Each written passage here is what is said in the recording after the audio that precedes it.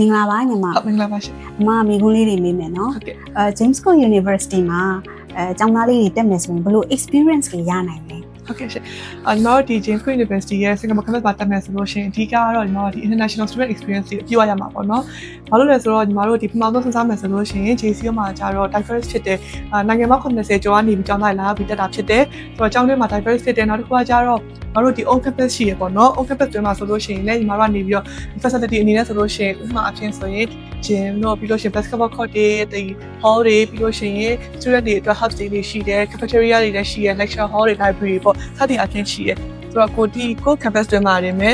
်ကျောင်းသားတွေတွိုင်းလာရင်းနဲ့ဒီ diverse လည်းဖြစ်တော့ကြတော့ကျောင်းသားနိုင်ငံစုံနဲ့ networking တွေဖြစ်တယ်တကယ်ချင်းတွေရကြတယ်ပြီးလို့ရှိရင်ဒီ activity တွေလည်းစုံရှိရပေါ့နော်ဆိုတော့ဒ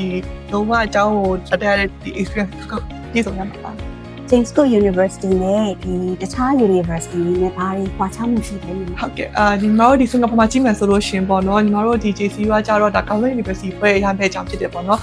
ဒီ JCU ဒီ PI တစ်ခုဖြစ်ပေမဲ့ညီမတို့ကဒါ JCU Australia ပေါ့နော်ဒီ၄ကျောင်း campus ရှိရတဲ့နေရာမှာ campus တစ်ခုဖြစ်တယ်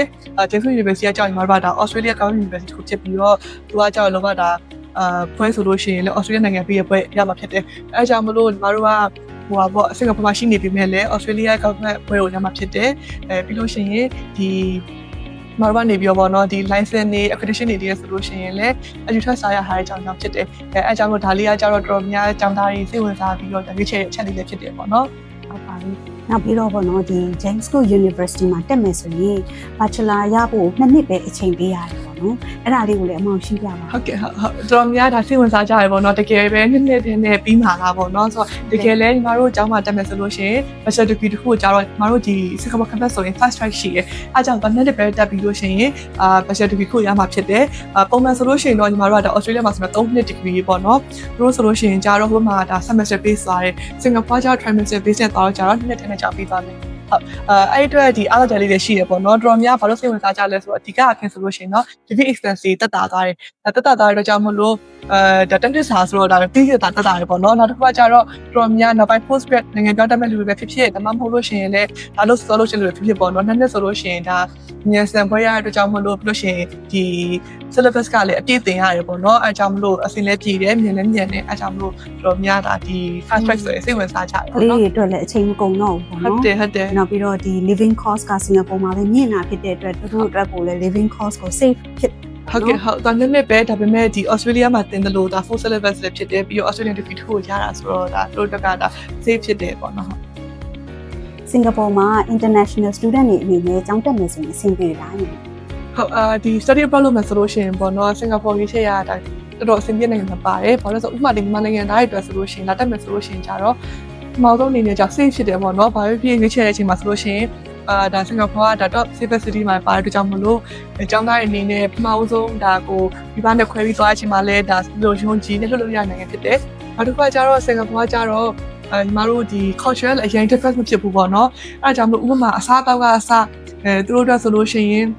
်အရင် different မဖြစ်တော့ဘူးဥပမာ Asian food တွေဆိုလို့ရှိရင်ဒီဘက်နဲ့နီးစပ်တဲ့ food လေး Chinese food Indian food လေး Malaysian food လေးဆိုလာတာနီးစပ်တယ်ပေါ့နော်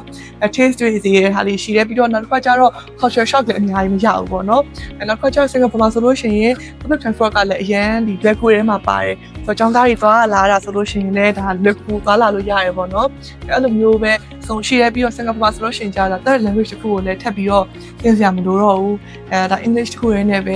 ဥပမာအကြောင်းမှာတော့လုံးဝ English ပေါ့နော်ဒါပေမဲ့အပြင်မှာဆိုလို့ရှိရင်လည်းဒီမှာစေကမ်းပဲဖြစ်ဖြစ်ရုံကိစ္စပဲဖြစ်ဖြစ်ဇီဝတာဖြစ်ဖြစ်အကုန်လုံးကဒါ English ကိုသိရင်လည်းသင်လို့ရတော့ third language သင်ကြလည်းမလိုတော့ဘူးဆိုတော့ Asia မှာဒီသွားမယ် study လုပ်မယ်ဆိုရင်တော့ Singapore safe လည်းဖြစ်တယ်ဒီထိုင်ရကလည်းသင်ပြပြီးတော့နှီးလည်းနှီးရပေါ့ဒီမှာနိုင်ငံဆိုလည်းတနာကျော်3နိုင်လောက်ဆိုရင်ရောက်ပြီးဆိုတော့ Singapore ကတော့ဒါကျောင်းသားတွေအတွက်ဆိုလို့ရှိရင်အဆင်ပြေတယ်နောက်ဆုံးတစ်ခုကတော့စင်ကာပူကျတော့ Asia ရဲ့ education hub လည်းဖြစ်တယ်ပြီး business hub လည်းဖြစ်တော့ကြောင့်မလို့ဒီ headquarter လည်းအများကြီးရှိတော့နောက်ပိုင်းဥပမာ career အတွက်ပေါ့နော်လို့တွေပါရှာချင်တယ်ဆိုလို့ရှိရင်လည်းစင်ကာပူကလှုပ်ရှားရလို့ကောင်းတဲ့နိုင်ငံတစ်ခုလည်းဖြစ်တယ်ကျောင်းသားတွေအတွက် career တွေလည်းတော်တော်အဆင်ပြေတဲ့နိုင်ငံလည်းဖြစ်တယ်အဲကြောင့်မလို့ဒီ study abroad လုပ်မယ်ဆိုလို့ရှိရင်စင်ကာပူကတော့ရွေးတဲ့နေရာမှာပါတယ် James Cook University မှာပေါ့နော်ဘယ်လိုမျိုး program တွေကဒီ international student တွေအတွက်ကို popular ဖြစ်လဲဟုတ်ကဲ့JCU မှာဆိုလို့ရှိရင်တော့ညီမတို့ဒါ popular ဖြစ်တဲ့ program တွေအနေနဲ့ဆိုလို့ရှိရင်တော့အကြီးကတော့ဒါ business ဘက်ရှိမယ် IT ဘက်ရှိတယ်ပြီး psychology ပေါ့နော်ဒီညီမတို့ business ဆိုလို့ရှိရင်တော့လူမျိုးရှိနေ business တို့ commerce ဆိုရှိနေအဲ့ဒီမှာ business ဆိုလို့ရှိရင်လူရင်းများတာကတော့international business ဆို business management ပြီး marketing ပေါ့နော်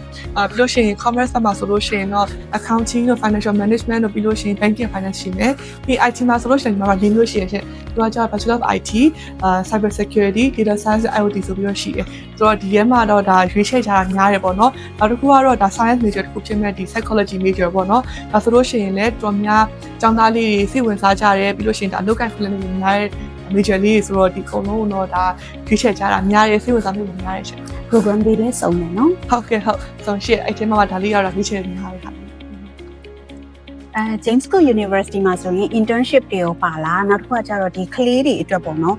career support တွေရောပေးလားnot the JCU ဒီ Singapore campus ပါဆိုလို့ရှိရင်တော့ဥပမာ internship တွေလည်းပါတယ်ပေါ့နော်အဓိကညီမတို့ curriculum အရာကလည်းတော့မပြီးခင်ဆိုလို့ရှိရင်ဒါ project တော့ internship ကိုရွေးရတယ်ဆိုတော့ internship လို့စဉ်းစားထားရဆိုလို့ရှိရင်လည်းသူကနှစ်မျိုးရှိတယ်ပေါ့နော်physical internship ရှိရယ် virtual internship ရှိရယ်ဆိုတော့ကိုကဒါကိုရဲ့ဒီနောက်ပိုင်း career pathway လာဒါမှမဟုတ် post graduate မှာလာပုံမူတည်ပြီးတော့ရွေးချယ်လို့ရတယ်ကိုဘာလုပ်မလဲဆိုတာအဲ့ဒီမှာညီမတို့ကကြတော့virtual physical ရှေ့တော့ကြောင့်မလို့ကျောင်းသားရွေးချယ်မှုပုံများသွားတယ်ပေါ့နော်ကိုဘယ်လိုမျိုးဘက်ကိုသွားခြင်းလဲဆိုတာရွေးချယ်လို့ရတယ်နောက်တစ်ခုကကြတော့ညီမတို့ဒီ career pathway ဒီသွားဖို့အမြင်ဆိုလို့ရှိရင်ကျောင်းဘက်က support တွေပေးထားလို့ရှိပါတယ်။ဒါကြောင့်ညီမတို့ကျောင်းမှာဒီ career team ရှိရပေါ့နော်သူကနေပြီးတော့ဥပမာတစ်နှစ်ကိုနှစ်ခါသုံးဖို့သုံးတာ career fair တွေဒီ exhibition လုပ်ပေးတယ်အဲ့ဆိုလို့ရှိရင်ကိုကကျောင်းသားတွေကဒူလိုက်တော့ရှောက်ကြမလို့ပေါ့နော်ကျောင်းအပဲမှာပဲရှောက်ပြီးလုပ်ရတဲ့လူတွေလည်းအများကြီးရှိတယ်လူလည်းကူနဲ့ပေါ့နော်နောက်တစ်ခုကကြတော့ဒီ career officer တွေကနေပြီးတော့ကျောင်းသားတွေအနေနဲ့ ready ဖြစ်အောင်လို့ဒီ prep လေးတွေ workshop လေးလုပ်ပေးတယ် CV cover letter ဘယ်လိုရေးရလဲတို့ပြောရှင်ဒီနောက်တစ်ခုကကြတော့ကျောင်းမှာဆိုရင် CEO launch တို့တခြားသောဒီ activity လေးအများကြီးပဲ every trimester လုပ်ပေးတယ်ပေါ့နော်လုပ်ပေးခြင်းအဖြစ်ကျောင်းသားတွေကစင်ကာပူမှာရှိတဲ့ entrepreneur တွေ CEO တွေနဲ့လည်း LinkedIn ကနေပြီး network တွေရသွားရလည်းရှိတယ်ပြီးလို့ရှိရင်ဒီ career တွေအလုပ်ရှောက်ဖို့ဒီတွေ့ကြုံနေလည်းအများကြီးရသွားတယ်ပေါ့နော်ချိတ်ပေးရမျိုးလည်းရှိတယ်အဲကြောင့် support တွေကတော့ every trimester တစ်ခွဲတစ်ခုမတူအောင်လုပ်ပေးနေရဆိုတော့ကျောင်းသားတွေအနေနဲ့ဟို support တစ်ခုရှိတယ်လူမျိုးကြီးကြောက်စရာမလိုဘူးပေါ့နော်ကျောင်းဘက်က support တစ်ခုရှိပြီးတော့အလုပ်ရဖို့လည်းခံလို့ပုံများပါတယ်ရှင်ဟုတ်ပါ James Cook University မှာ scholarship တွေရောရှောက်လို့ရလားညီမရှောက်မယ်ဆိုရင်ကိုဘယ်လိုမျိုးရှောက်လို့ရမလဲဟုတ်ညီမတို့ဒီ JCU ကိုရှောက်ထားချင်တယ်ဆိုလို့ရှိရင်တော့ဒါ scholarship လည်းပေးရပေါ့နော်ဒီတစ်နှစ်မှာဆိုလို့ရှိရင် trimester 3ခုရှိပါတယ် January intake ရယ် May intake ရယ် September intake ဆိုပြီး3ခုရှိတယ်ဒီ intake 3ခုမှာဆိုလို့ရှိရင်scholarship ပါအမြဲ every intake ဆိုတော့ဖြစ်ပါတယ်ပြီးလို့ရှိရင်ဒီ amount အနေနဲ့ဆိုလို့ရှိရင်လည်း merit scholarship ကိုအမတို့ဒီ JCU က up to $2000 ပေးရပေါ့နော်ဆိုတော့ဒီ amount ထိပေးရတဲ့ကြောင့်မလို့ဒါ requirement လည်းအမတို့ကနေပြီးတော့ဒါသူဒီ GPA ပိုင်းကြည့်ပြီးပေးရပေါ့နော်ဆိုတော့ဒါဒီနှစ်မှာအမတို့ဒီမျိုးလေးပေးသွားတယ်ဆိုတော့ဒီနောက်ထပ်လာမယ့်နှစ်ဒီမှာဆိုလို့ရှိရင်လည်းဘယ်လိုလေးပေးသွားမယ်ဆိုတာလေဒါအမားတို့ကဒါ family global page နဲ့လည်းကျင်းညာမယ်ပေါ့နော်ဒါမှ partner အနေနဲ့ဆိုလို့ရှိရင်ဒါလေးချက်လောက်ဆောင်ပေးပါအောင်ပြီးလို့ရှိရင်တော့ဒါရှောက်ထားခြင်းနဲ့ဆိုလို့ရှိရင်တော့အမားတို့ဒီနောက်နှစ်မှာလည်းလူမျိုး offer လေးလည်းရှိနေဒါတစ်ခါကျတော့ intake အနေနဲ့ဆိုလို့ရှိရင်လည်း January intake ရှိမယ် May intake ရှိမယ် September intake 3ခုရှိမှာမဟုတ်လို့ရှောက်ထားခြင်းနဲ့ဆိုလို့ရှိရင်တော့ဒီ family global ဒီ mind နဲ့တူတိုင်းနဲ့ဆွေးနွေးပြီးတော့ပေါ့နော် contact လုပ်ပြီးတော့ဒါရှောက်ထားလို့ရပါတယ်